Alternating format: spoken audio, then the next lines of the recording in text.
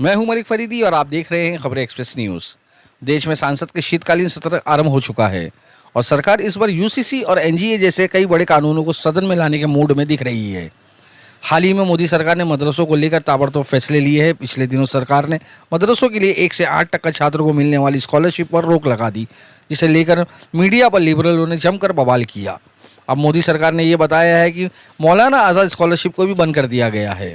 जी हाँ दोस्तों, जो लोग गरीबी के कारण अपने बच्चों को सरकारी स्कॉलरशिप से इनकी पढ़ाई शिक्षा पूरी कर रहे थे, अब वो नहीं कर पाएंगे, क्योंकि सरकार ने 28 दिसंबर 2022 को इन तमाम स्कॉलरशिप को ख़त्म कर दिया है, जिससे बच्चे फ़ायदा उठाकर शिक्षा हासिल कर रहे थे।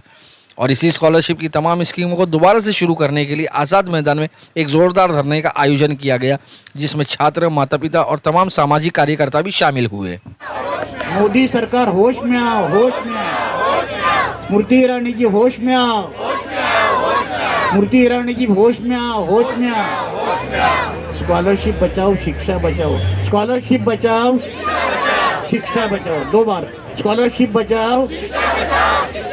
आंदोलन इस वास्ते हो रहा है कि 2006 में जब मैं प्लानिंग कमीशन में था और 2005 में सच्चर कमेटी का रिपोर्ट आया था, उसके बाद डॉक्टर मनमोहन सिंह साहब प्राइम मिनिस्टर थे, उनके नेतृत्व में हमने ये डिसीजन लिया कि माइनॉरिटी स्टूडेंट्स जो है उनका पहली कक्षा से 10वीं कक्षा तक ड्रॉप आउट ज़्यादा होता है। वो ड्रॉप आउट रोकने के लिए उनको प्री मैट्रिक स्कॉलरशिप शुरू करनी चाहिए। तो 2006-07 में हमने प्री मैट्रिक स्कॉलरशिप शुरू की ऑल माइनॉरिटीज़ के लिए। और माइनॉरिटीज़ यानी पूरी माइनॉरिटीज़ को नहीं, सब माइनॉरिटीज़ में, जैसे कि मुस्लिम, क्रिश्चियन, सिख, बुद्धिस्ट, जैन, सिख, ये सब लोगों में से जिनका इनकम 1 लाख रुपए से सालाना कम है, उनके लिए। ऐसी गलतफहमी नहीं होनी चाहिए कि सब माइनॉरिटी को पूरी तरह से स्कॉलरशिप शुरू की। माइनॉरिटीज़ में जिनका इनकम एनुअली 1 लाख रुपए से कम है, जिन बच्चों को पहली एग्जामिनेशन में, परीक्षा में 50% से ज़्यादा मार्क मिलते हैं और हर एक फैमिली से सिर्फ 2 बच्चियों को स्कॉलरशिप मिल सकते हैं और 1000 रुपया उनको पर मंथ स्कॉलरशिप मिलती थी। 30% स्कॉलरशिप गर्ल्स के लिए, बच्चियों के लिए रिजर्व थी और इसके लिए एक कोई दूसरी कंडीशन नहीं थी। उनका इनकम यानी आय उत्पन्न 1 लाख रुपए से कम है, इसका सर्टिफिकेट वो खुद दे सकते थे। अभी सरकार ने 18 दिसंबर 2022 को एक नोटिफिकेशन निकाला।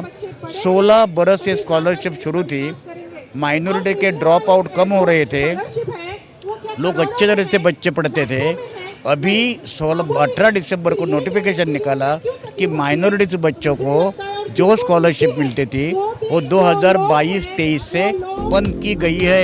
ये माइनॉरिटी स्कॉलरशिप है और हिंदुस्तान के अंदर माइनॉरिटी सिर्फ मुसलमान नहीं है, हालांकि सबसे बड़ी माइनॉरिटी मुसलमान है, इसमें कोई शक शुबे की बात नहीं है। लेकिन यहाँ पर जो है वो ईसाई, क्रिश्चियंस भी रहते हैं, यहाँ पर जैन भी रहते हैं, यहाँ पर सिख भी रहते हैं, यहाँ पर पारसी भी रहते हैं और यहाँ पर यहूदी भी रहते हैं। तो ये सारे लोग जो है वो माइनॉरिटी में शामिल है।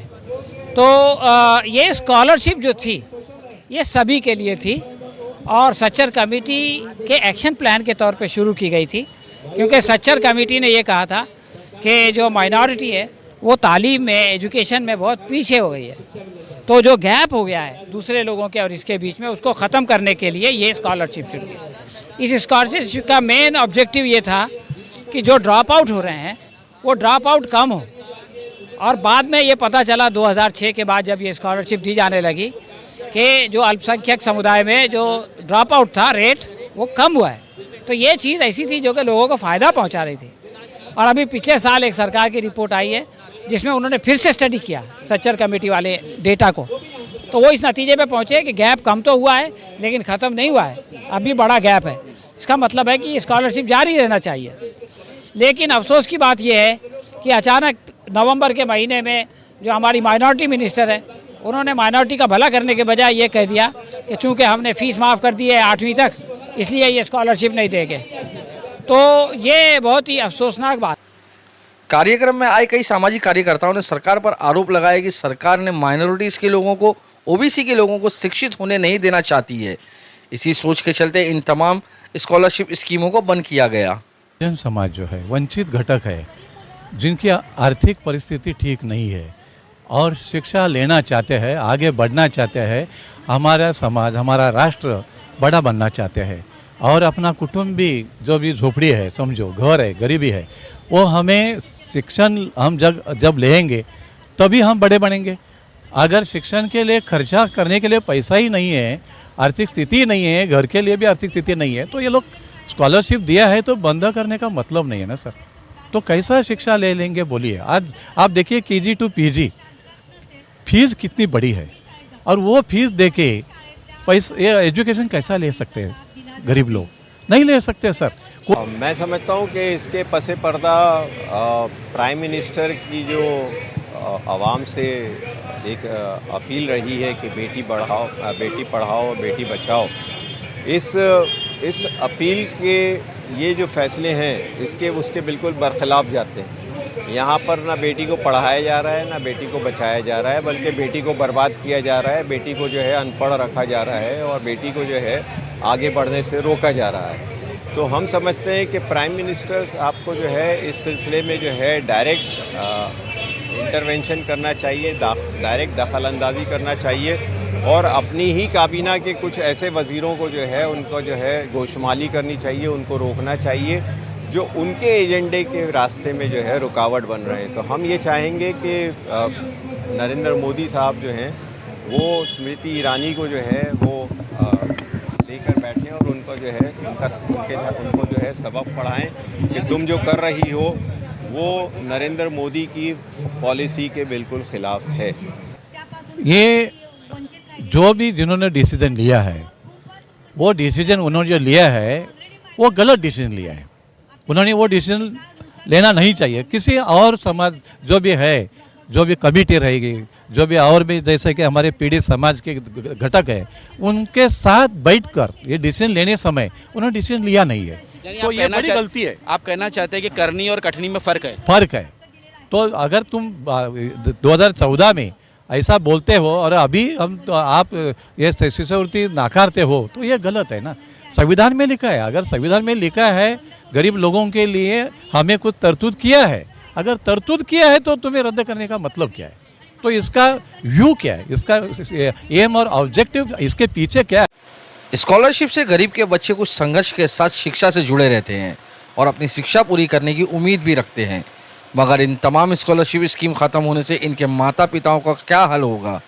क्या इनके बच्चों की शिक्षा पूरी हो पाएगी?